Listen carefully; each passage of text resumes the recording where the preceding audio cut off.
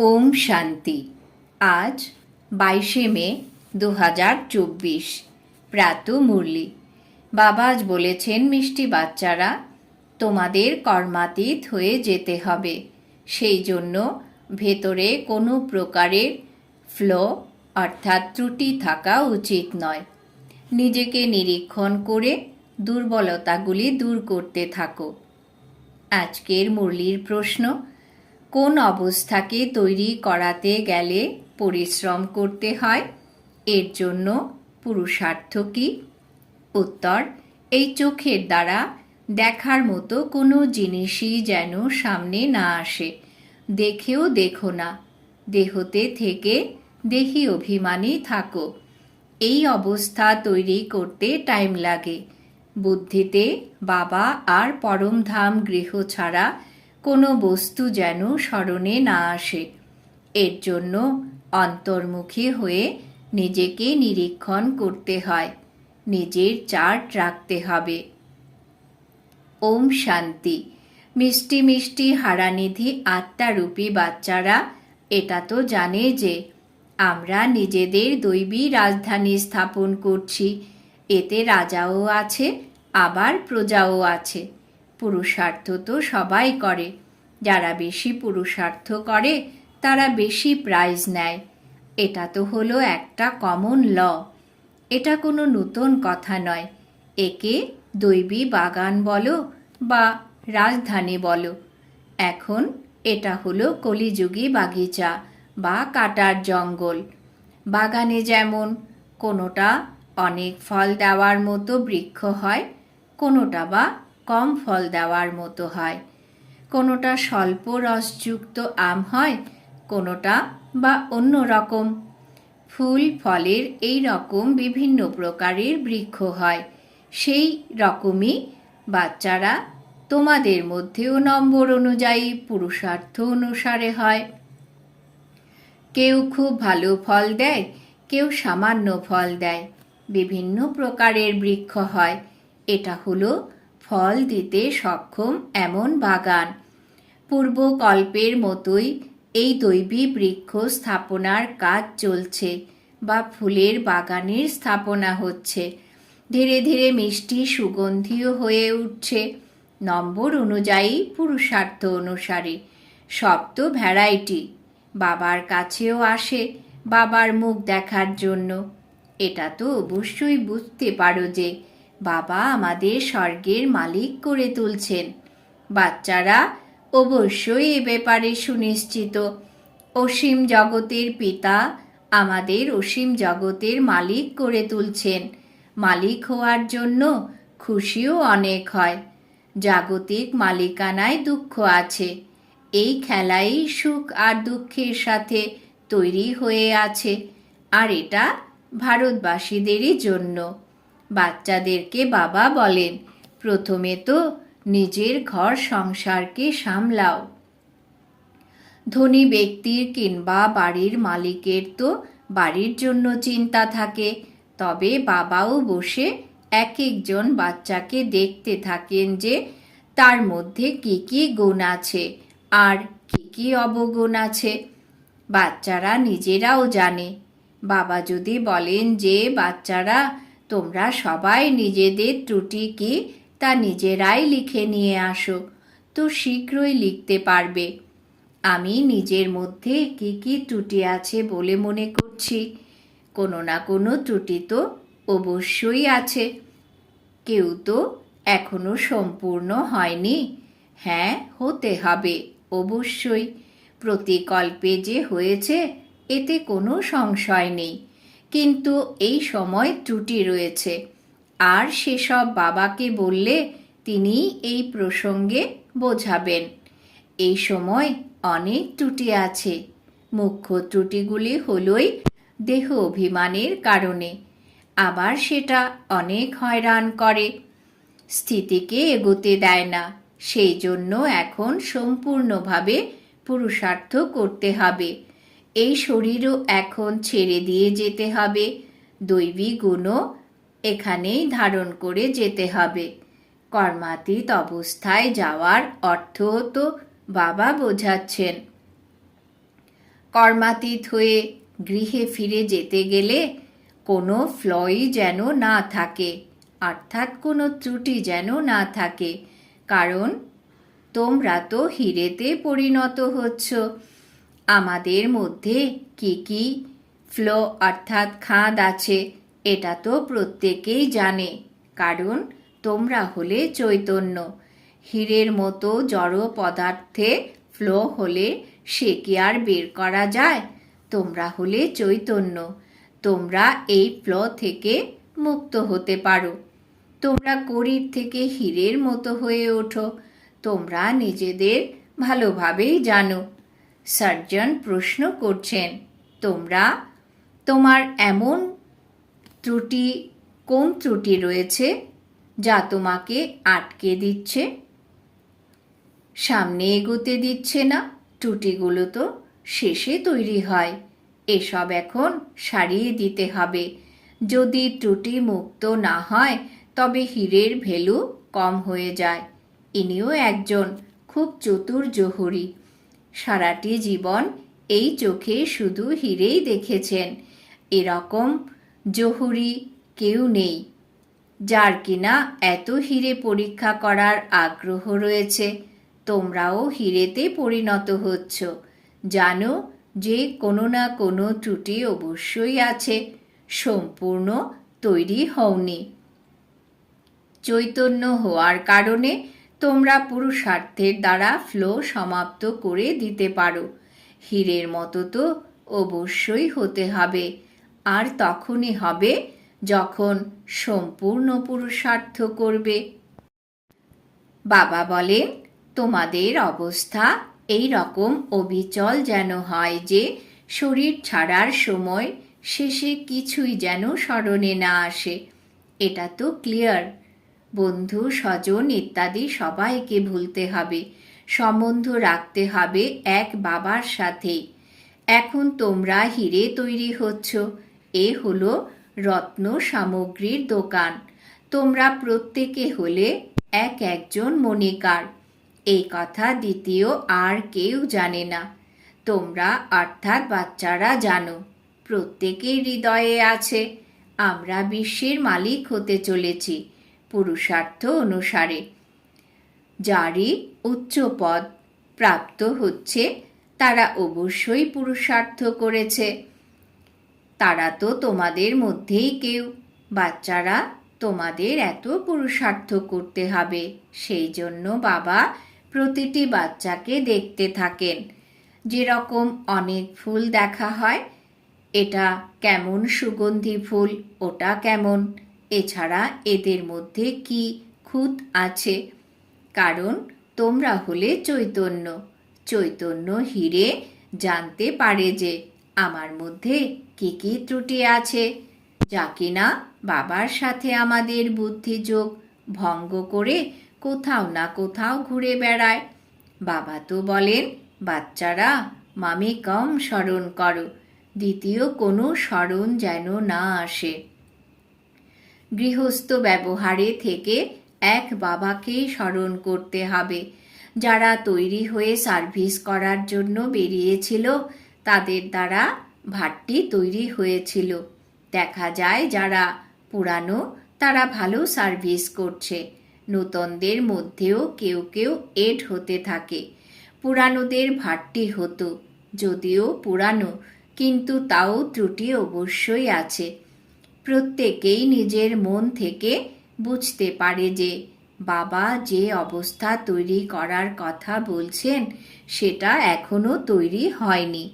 Aim object তো বাবা বোঝাচ্ছেন। সব থেকে বেশি খাদ হলো দেহ অভিমানের। তখনই দেহের প্রতি বুদ্ধি চলে যায়। দেহতে থেকেও দেহি অভিমানী হতে হবে। এই চোখ দিয়ে দেখার মতো কোনো জিনিসই যেন সামনে না আসে, এই রকম স্থিতি গড়ে তুলতে হবে। আমাদের বুদ্ধিতে এক বাবা আর শান্তিধাম ব্যতীত অন্য কোনো বস্তুই যেন স্মরণে না আসে, কিছুই সাথে নিয়ে যাবে না। সর্বপ্রথম আমরা নতুন সম্বন্ধে আসি, এখন হলো পুরনো সম্বন্ধ। পুরনো সম্বন্ধের এতটুকুও যেন স্মরণে না আসে। মহিমাও আছে। অন্তিমকালে যে নারীকে স্মরণ করে, বাবা বলেন পরের জন্মে তবে বেশ্যা হতে হবে। এটা এখনকার কথা। গান কলিযুগী মানুষেরা বানিয়েছে, কিন্তু বুঝতে তো আর পারিনি। আসল কথা বাবা বোঝাচ্ছেন, এক বাবা ব্যতীত আর কেউ যেন স্মরণে না আসে। এক বাবার স্মরণের দ্বারাই তোমাদের পাপ খণ্ডন হয়ে যাবে আর পবিত্র হিরে হবে। কোনো কোনো পাথর তো খুবই ভ্যালুয়েবল হয়, মানিকও ভ্যালুয়েবল হয়। বাবা নিজের থেকেও বাচ্চাদের ভ্যালু উঁচু করতে থাকেন। নিজেকে নিরীক্ষণ করতে হয়। বাবা বলেন অন্তর্মুখী হয়ে নিজেকে দেখো। আমাদের মধ্যে কি ত্রুটি আছে, কতটা দেহ অভিমান আছে। পুরুষার্থের জন্য বাবা বিভিন্ন যুক্তিসমূহ বোঝাতে থাকেন। যতটা হয় একের স্মরণে থাকো।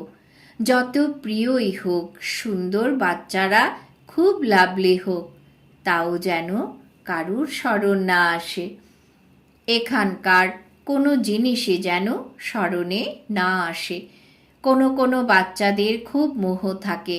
বাবা বলেন তাদের সবার প্রতি মমত্ববোধ সরিয়ে দিয়ে একের স্মরণে থাকো। এক লাভলি বাবার সাথে যোগ রাখতে হবে, তার থেকে সব কিছু পাওয়া যায়।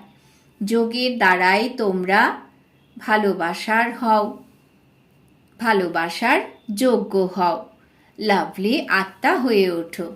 বাবা তো হলেন মনোহর, বিশুদ্ধ আত্মাকে লাভলি পিওর তৈরি করার জন্য বাবা বলেন বাচ্চারা যত আমাকে স্মরণ করবে তোমরা অপরিসীম লাভলি হয়ে উঠবে। তোমরা এত লাভলি হয়ে উঠো যে তোমাদের অর্থাৎ দেবী দেবতাদেরকে এখনো পুজো করা হয়। খুব লাভলি হও না? অর্ধকল্প তোমরা রাজ্য করো, আর তারপর অর্ধকল্প তোমরাই পূজ্য হও। তোমরা নিজেরাই পূজারী হয়ে নিজেদের চিত্রকে পূজা করো। তোমরা সব থেকে লাভলি হবে। কিন্তু যখন লাভলি বাবাকে ভালো করে স্মরণ করবে তখনই লাভলি হবে। এক বাবা ব্যতীত আর কেউ স্মরণে না আসে।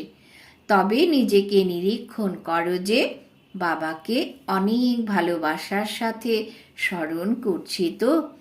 বাবার স্মরণে প্রেমের অশ্রু এসে যায়। বাবা, আমার তো আপনি ব্যতীত দ্বিতীয় আর কেউ নেই। আর কাউকে স্মরণে আসে না। মায়ার ঝড় যেন না আসে। ঝড় তো অনেক আসে। নিজের ওপর অনেক নিরীক্ষণ করতে হবে।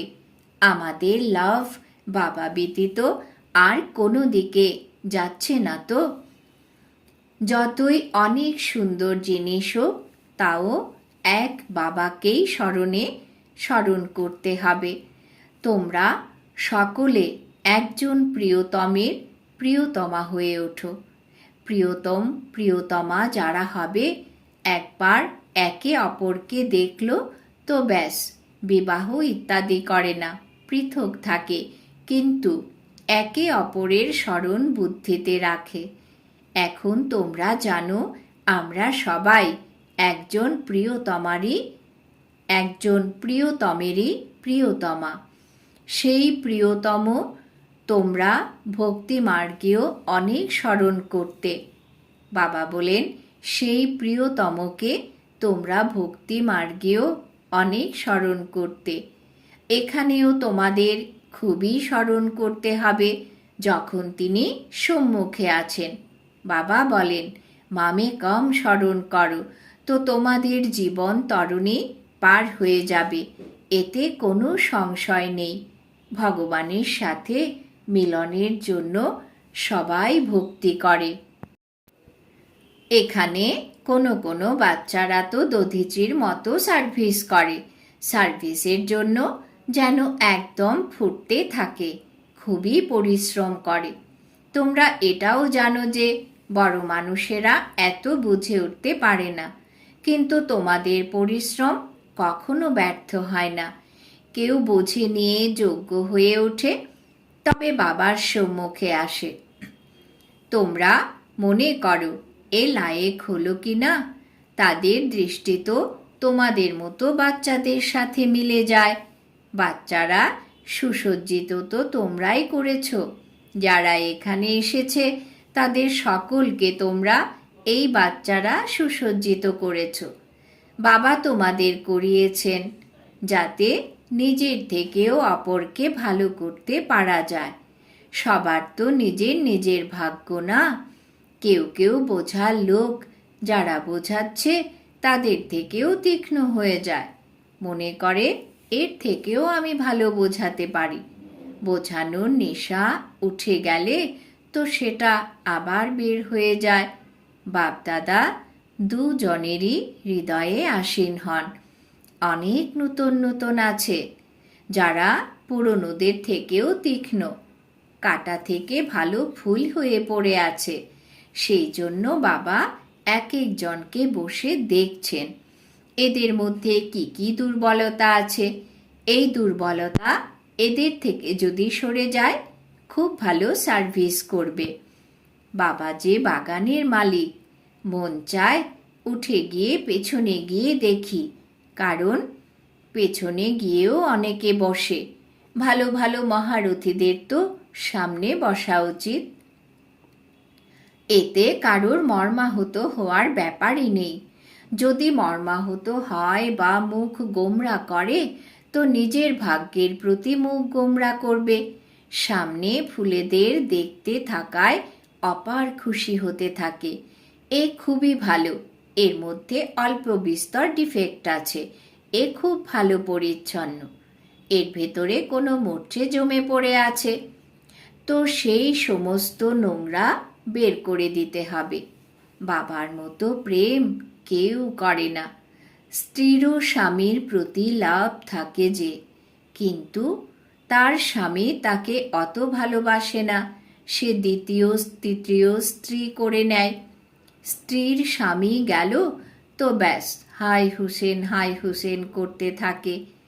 পুরুষের তো যেন এক জুতো গেল তো আরেকটা নিয়ে এলো। শরীরকে জুতো বলে, শিব বাবারও তো লং বুট। বাচ্চারা, তোমরা এখন মনে করো আমরা বাবাকে স্মরণ করব, ফার্স্ট ক্লাস হব। কেউ কেউ ফ্যাশনেবল হয় তো জুতো জোড়াও 4-5টা থাকে, নইলে তো আত্মার জুতো এক, পায়ের জুতো এক জোড়াই হওয়া চাই, কিন্তু ফ্যাশন হয়ে গেছে। তোমরা এখন মনে করো বাবার থেকে আমরা কোন উত্তরাধিকার প্রাপ্ত করি। আমরা ওই প্যারাডাইসের মালিক হতে চলেছি। হ্যাভেনকে বলা হয় ওয়ান্ডার অফ ওয়ার্ল্ড। অবশ্যই হ্যাভেনলি গডফাদারই হ্যাভেন স্থাপন করবে। এখন তোমরা প্র্যাকটিক্যালে শ্রীমতের আধারে নিজেদের জন্য স্বর্গের স্থাপনা করছো। এখানে তো কত বড় বড় মহল তৈরি করে, এই সব শেষ হয়ে যাবে। তোমরা সেখানে কি করবে? হৃদয়ে আসা দরকার। এখানে তো আমাদের কাছে কিছুই নেই। তেমন যদিও বা বাইরে ঘর গৃহস্থে থাকে, এটাও বোঝে সব কিছু বাবার, আমাদের কাছে তো কিছু নেই। আমরা হলাম ট্রাস্টি। ট্রাস্টি নিজের কাছে কিছুই রাখে না, বাবাই হলেন মালিক। এই সব কিছু বাবার। গৃহে থেকেও ওই রকমই মনে করো। বিত্তশালীদের বুদ্ধিতে এই ব্যাপারটা আসে না। বাবা বলেন ট্রাস্টি হয়ে থাকো, যা কিছুই করো না কেন বাবার ইশারা দিতে থাকো। লেখে যে বাবা বাড়ি তৈরি করব, বাবা বলেন যদি বানাও ট্রাস্টি হয়ে থাকো। বাবা বসে আছেন যে, বাবা গেলে তো সবাই একসাথে আপন গৃহে যাবে। আবার তোমরা চলে যাবে নিজেদের রাজধানীতে। আমাকে আবার প্রতিকল্পে আসতে হবে পবিত্র করতে। নিজের সময় অনুযায়ী আসি।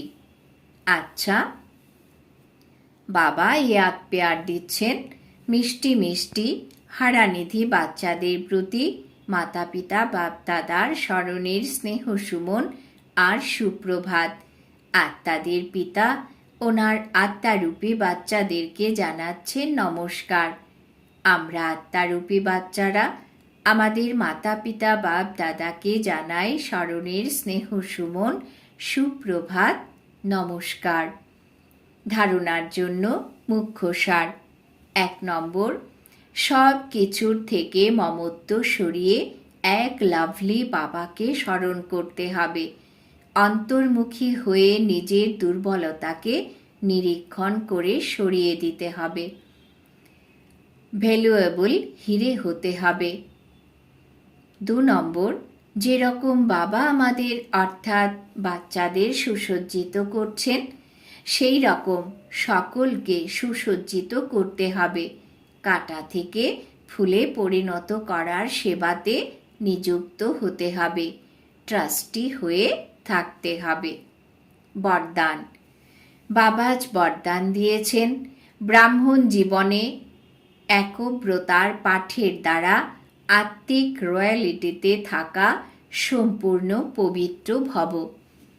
ব্রাহ্মণ জীবনে একব্রতার পাঠের দ্বারা আত্মিক রয়্যালটিতে থাকা সম্পূর্ণ পবিত্র ভব। ব্যাখ্যা। এই ব্রাহ্মণ জীবনে একব্রতার পাঠ পাক্কা করে পিউরিটির রয়্যালিটিকে ধারণ করে নাও, তো সমগ্র কল্পে এই আত্মিক রয়্যালিটি চলতে থাকবে। তোমাদের আত্মিক রয়্যালিটি আর পিউরিটির ঝলক হল পরমধামের সকল আত্মাদের মধ্যে শ্রেষ্ঠ। আদিকালে দেবতা স্বরূপেও এই পার্সোনালিটি বিশেষ ছিল। পুনরায় মধ্যকালেও তোমাদের চিত্রের বিধিপূর্বক পূজা হয়। এই সঙ্গম যুগের ব্রাহ্মণ জীবনের আধার হল পিউরিটির রয়্যালটি। সেই জন্য যতদিন ব্রাহ্মণ জীবনে জীবিত থাকবে ততদিন সম্পূর্ণ পবিত্র থাকতেই হবে। স্লোগান। তোমরা সহনশীলতার দেব আর দেবী হও, তাহলে যারা গালি দিত তারাও এসে আলিঙ্গন করবে। তোমরা সহনশীলতার দেব আর দেবী হও, তাহলে যারা গালি দিত তারাও এসে আলিঙ্গন করবে। আজকের সমান আমি সম্পূর্ণ পবিত্র আত্মা। ওম শান্তি।